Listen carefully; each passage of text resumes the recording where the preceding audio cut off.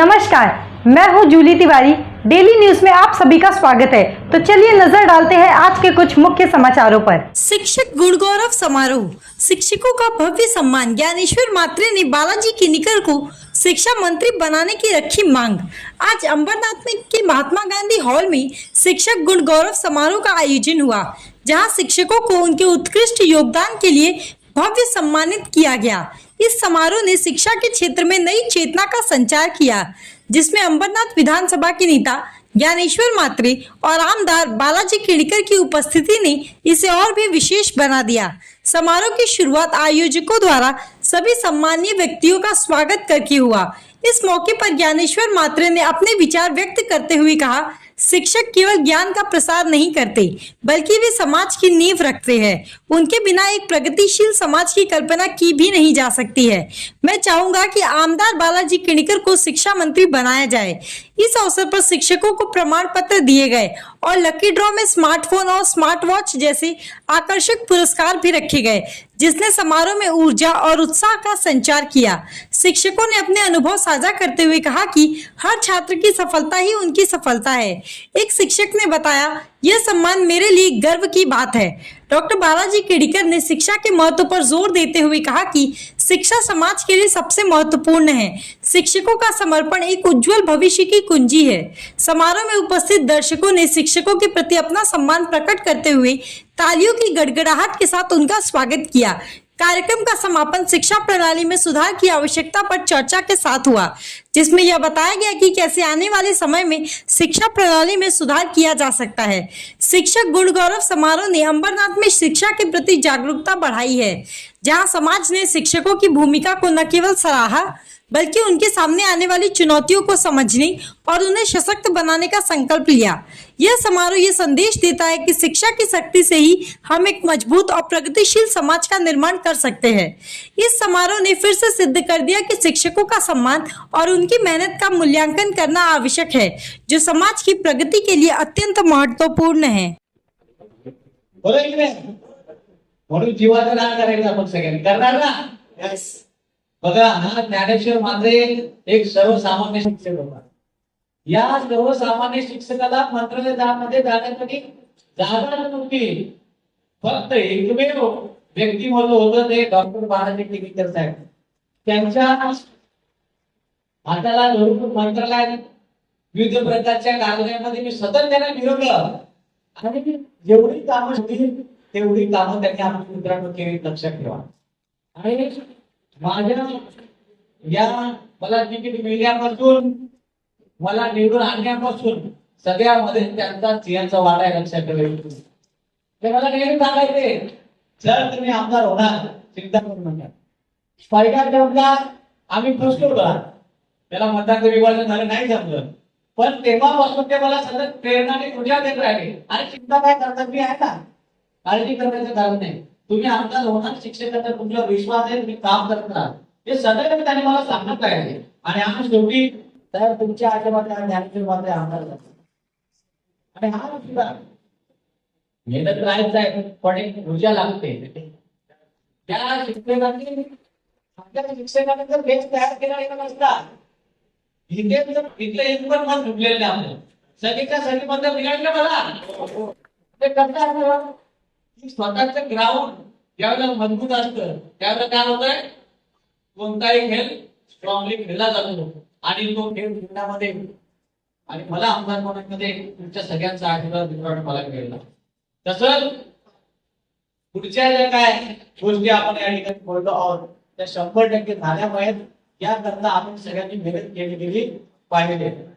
मित्रांनो, त्यावेळेस कौशल्य आज मुलं घडतायत. 10वी 12वी झाल्यानंतर मुलांना फिरत जाऊन सुचत नाही. प्लंबर, लायटर, फिटर सगळे त्या आयडियाबद्दल वाटतात. त्या आयडियाच्या प्राचार्याची मला त्याच्यासाठी सुद्धा निधी आरोग्य करून दिला आहे. शिवमंदिर जे आपला आत्मा आहे, या अंबरनाथ शहराचा आत्मा आहे, त्याच्या विकासासाठी राज्याचे मुख्यमंत्री एकनाथ शिंदे साहेब, खासदार डॉक्टर विकास शिंदे साहेब शिक्षक मंत्री असले तर आम्हाला जे काही राहिले प्रश्न असतील ते सगळे साहेब निघतील. आणि त्याकरता 100% त्या सगळ्यांचा आशीर्वाद साहेब आपल्या पाठीशी राहणार आहे. पण प्रचार करण्याची गरज नाही, आम्ही सगळे प्रचार करा. 100% स्वतः आपण इलेक्शन ड्युटीवर जातो.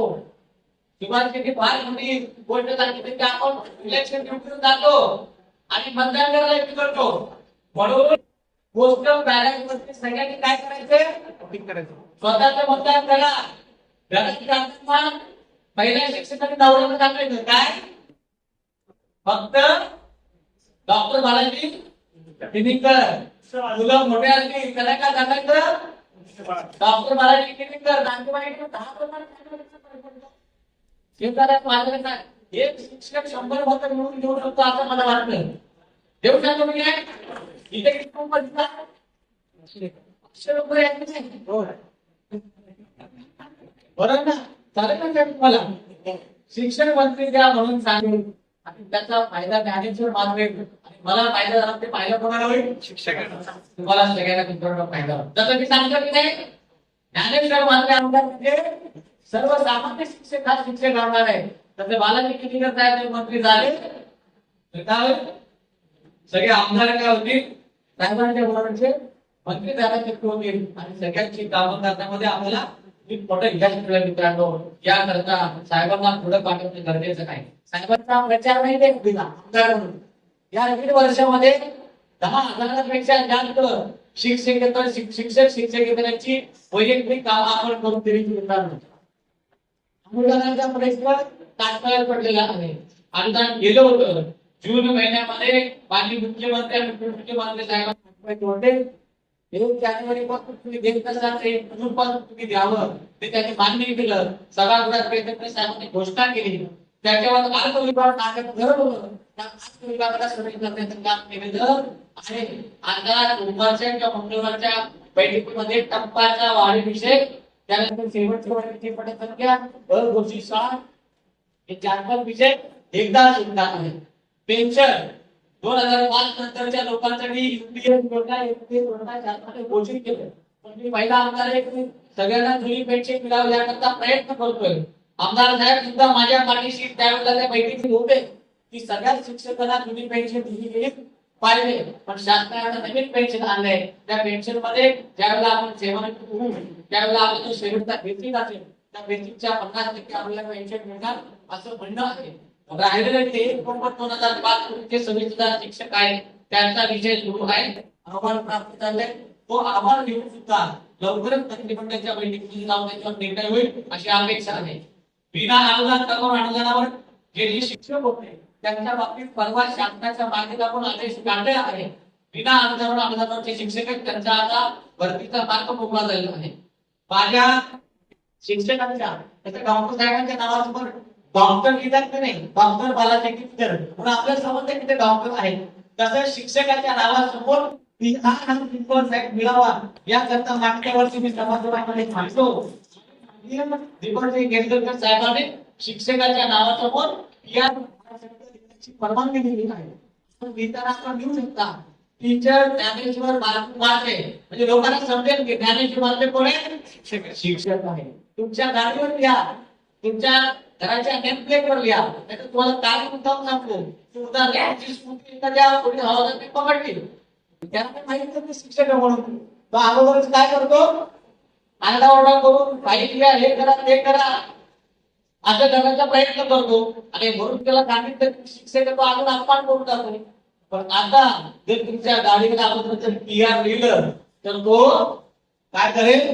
बाबा शिक्षक जाऊ द्या, मॅडम जाऊ द्या, सर जाऊ शासनाच्या मागे लागून आपण ठरली आहे. वाढीव पद 521 होती ज्युनियर कॉलेजची.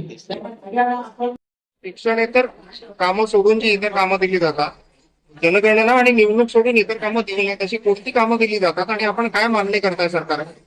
आज पहिल्यांदा मी डॉक्टर बालाजी किनीकर साहेब यांना खूप धन्यवाद देऊ इच्छितो. त्यांनी आज विशेष शिक्षकांना या ठिकाणी सन्मानित केलेलं. या ज्या शिक्षकांना अत्यंत चांगलं काम केलं आहे त्या शिक्षकांना त्यांच्या कामाची पोचपावती म्हणून आज सन्मान या ठिकाणी दिला आहे आणि त्यातून त्यांना प्रेरणा आणि प्रोत्साहन मिळणार आहे. शिक्षकांना सदैव शिकवण्याचं काम असावं अशी मागणी मी सभागृहामध्ये येणाऱ्या मागच्या पावसाळ्या अधिवेशनामध्ये केली होती. शिक्षकाला शाळेतील विद्यार्थ्यांना शिकवण्यासाठी पुरेसा वेळ मिळाला, त्याला त्याच्या संकल्पना, त्याच्या अध्ययन प्रक्रिया आहे त्याच्यामध्ये कुठल्याही प्रकारचा खंड नको कारण शिक्षकाला अन्य कामं जर दिली गेली तर शिक्षक ती शैक्षणिक कामं सोडून अन्य कामामध्ये भूमिका तो उत्पन्न करतो. त्यामुळे शाळेकडे विद्यार्थ्यांकडे दुर्लक्ष होतं आणि हे होऊ नये, विद्यार्थ्यांची गुणवत्ता टिकून द्यावी, विद्यार्थी हा सक्षम व्हावा याकरता शिक्षकाला शिकवण्याचे काम द्यावं. म्हणून आता आम्ही शिक्षकांना ज्या वेगवेगळ्या ड्युट्या होत्या किंवा अन्य सर्वे होते ते कोणत्याच प्रकारचे सर्वे होते, मराठा आरक्षणाचे किंवा अन्य काही सर्वे वगैरे जरी दिले होते ते सर्व शिक्षकांना नको आहेत. त्यांना फक्त शिकवण्याचे काम आणि शिकवण्याच्या व्यतिरिक्त फक्त निवडणुकीचं काम आणि जनगणनेचं काम हे दोनच कामे शासनाने अशा प्रकारचा शासन आदेश शासनाने पारित केला आहे. शैक्षणिक कामं कोणती आणि अशैक्षणिक कामं त्यातून आमच्या शिक्षकांना दिलासा मिळाला आहे. आपण म्हणत मी सगळ्या शिक्षकांना या ठिकाणी सांगितलं की शाळेमध्ये येणारे जे निर्मूल आहे हे फक्त आपल्या विद्यार्थी तो आपला पाल्य आहे, आपल्या मुलाप्रमाणे किंवा मुलीप्रमाणे आहे. अशा प्रकारची जबाबदारी आता आपल्यावर आली आहे. बरेचसे पालक हे कामाने तिथं बाहेर असतात, तर मुलांकडे लक्ष लक्ष होत असतो. त्यावेळेला शिक्षकांची फार मोठी जबाबदारी वाढली आणि अशा प्रकारची कोणतीच घटना घडावी नको. ज्या घटनेने संपूर्ण महाराष्ट्र असेल आणि विश्वामध्ये अशा प्रकारचे एक शोकचिंतक अशी चिंता प्रत्येक पालकाच्या मनामध्ये निर्माण झाली आहे की माझा पाल्य शाळेमध्ये जातो ते सुरक्षित आहे की नाही, अशी कुठेतरी एक भावना प्रत्येक पालकाच्या मनामध्ये निर्माण झाली. आणि म्हणूनच शिक्षकांना उपदेश करणं गरजेचं की मुलांची अधिक मोठ्या प्रमाणामध्ये काळजी घ्यावी. एवढंच नाही, ते काही संस्था चालक त्यांनी फक्त शाळा सुरू केलेली आहे आणि मी फक्त शाळेमध्ये कुठल्या तरी मिटिंगसाठी जातो एवढ्या पुरतं होतं. शाळेवर माझ्या कटाक्षाने लक्ष आहे, माझा दरारा पण त्या ठिकाणी असला पाहिजे की माझ्या शाळेत आजूबाजूला कोणी अशा प्रकारची व्यक्ती नको जेणेकरून अशा प्रकारच्या घटना आपल्या शाळेमध्ये होतील यावर बारीक लक्ष असलं पाहिजे. गेल्या 8 वर्षापासून आम्ही माझ्या मतदारसंघातील अंबरनाथ व उल्हासनगरमधील जे गुणवंत शिक्षक आहेत त्यांचा गुणगौरव सोहळा आम्ही या ठिकाणी घेत असतो. गुणवंत शिक्षक आहेत त्यांचा कुठेतरी गुणगौरव करून त्यांना त्यांचा मान सन्मान देण्याचं कार्य आम्ही गेले 8 वर्ष या ठिकाणी करतो. जवळजवळ 150 शिक्षकांचा या ठिकाणी आम्ही गुणगौरव सोहळा केलेला आहे. सर्वच नगरपालिकाचे शाळा असतील, प्रायव्हेट शाळा असतील, सर्व शाळेच्या शिक्षकांचा आम्ही या ठिकाणी गुणवंत शिक्षकांचा गुणगौरव सोहळा केलेला आहे. तो आज के लिए बस इतना ही। कल फिर मिलेंगे इसी समय इसी चैनल पर। तब तक के लिए मुझे दीजिए इजाजत। धन्यवाद।